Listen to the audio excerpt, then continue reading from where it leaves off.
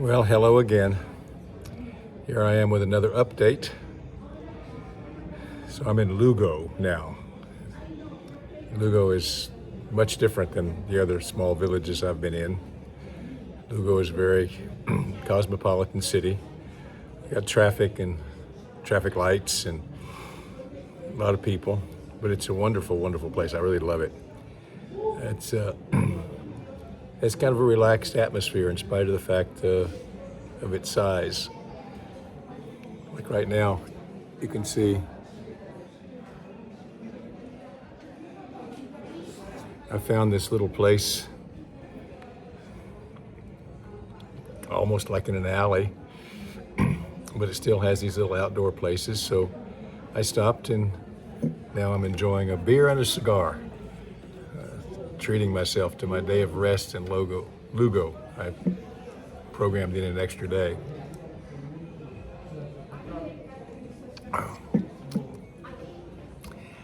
So let me share some observations with you so far. First of all, this is a very challenging and unique experience. It's really rare to wake up in the morning and realize, I don't have anything to do today. Nothing. Except walk. One step at a time.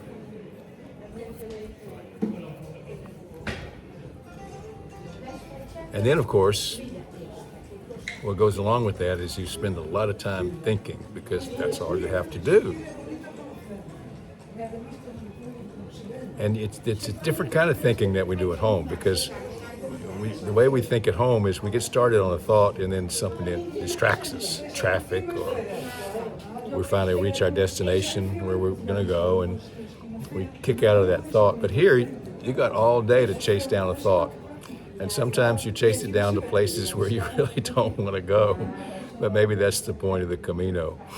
You start really digging into that, what you might call the good, the bad, and the ugly. So maybe that's why they say the Camino is transformative. I can see that. So it's been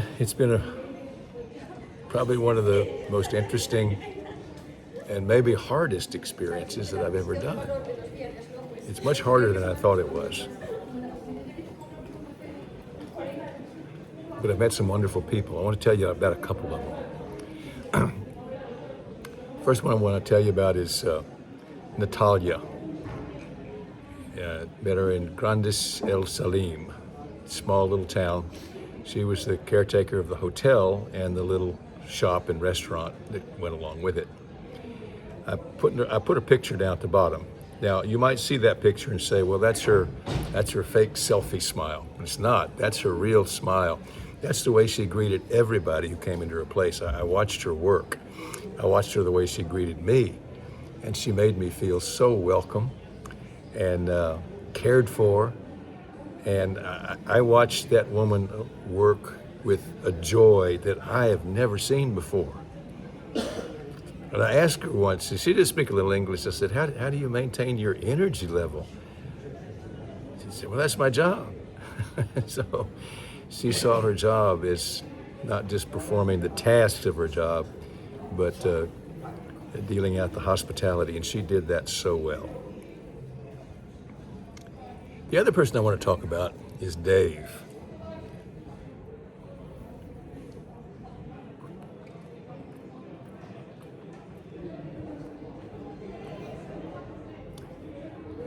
Dave was a real lesson for me.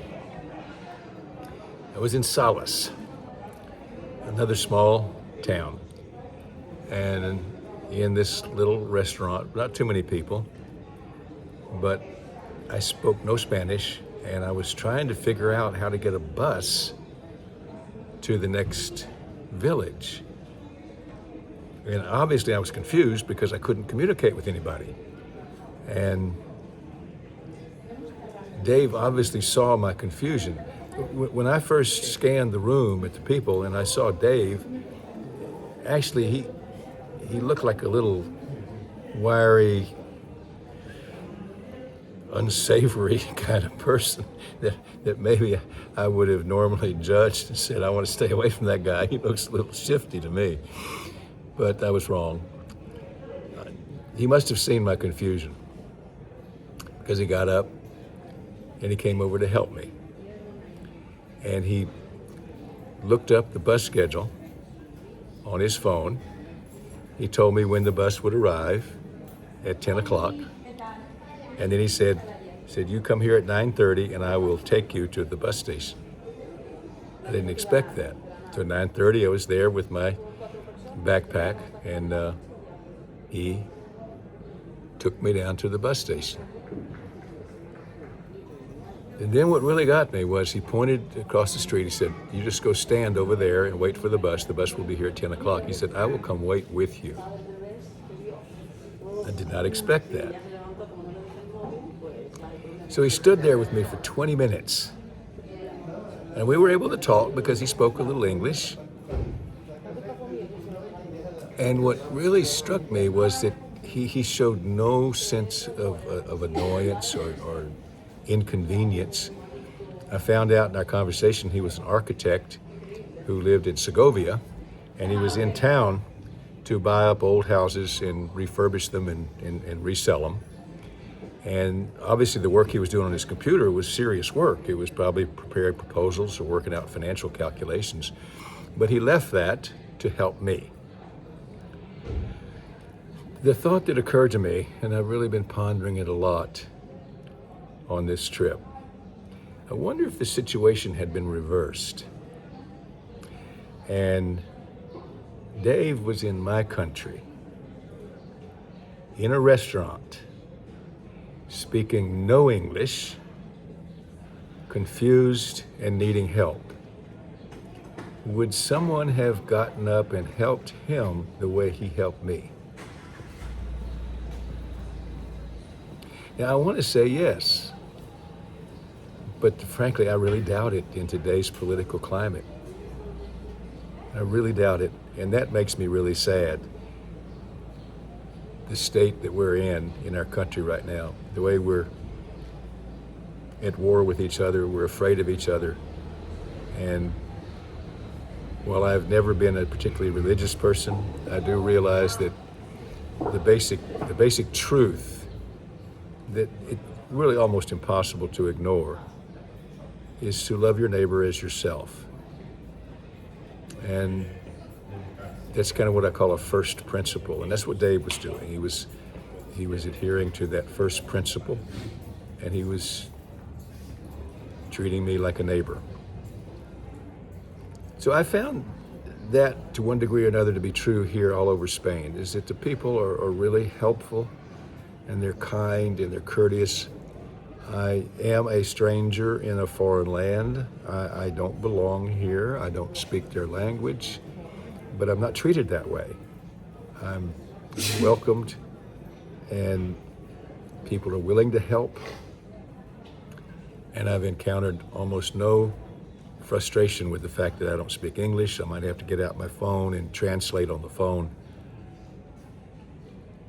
And then there's the universal smile, and you always get one back, always. So it's been a great experience so far. And now I'm on my next leg of the journey. I leave here in the morning for another little village called Arco. It's about 16 miles. Do another overnighter there, and then on to another village, and then we're getting closer to Santiago de Compostela. And that will be the culmination of the trip when I finally reach that place that I've seen so many videos of, people arriving at that beautiful cathedral where St. James is buried. And there's a time in the Mass where they have what they call let me see if I can get it right, the Voto Fumiero. We've seen in a lot of Catholic Masses, the little incense thing, but here, this is a huge incense carrier. It's probably 3 feet in diameter, and it hangs from a long rope or chain from the ceiling. And they fill it with incense, I guess, and they light it up, and it's really smoking. And they got 6 priests over here on the ropes, pulling it back and forth until it swings all the way up and then swings back down again, spreading that incense throughout the church. I hope I get to see that. And I promise you, if I do, I'll take a video of it and share it with you. So that's about all I've got for right now. I'm going to keep walking around this section of the town. Oh, one more thing.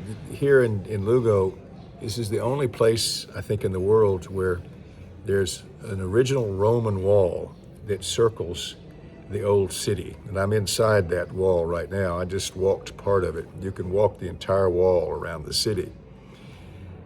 And the Romans built this, and it's pretty incredible. So I'm in the middle of it. Discovered this little place, and then I'm going to continue to explore. So I'll check in with you again soon. Thanks for listening this long. And once again, thanks for supporting me, because I think about you every day and all the encouragement that you've given me by your physical and your mental support. It means the world to me. Thanks a lot. Bye.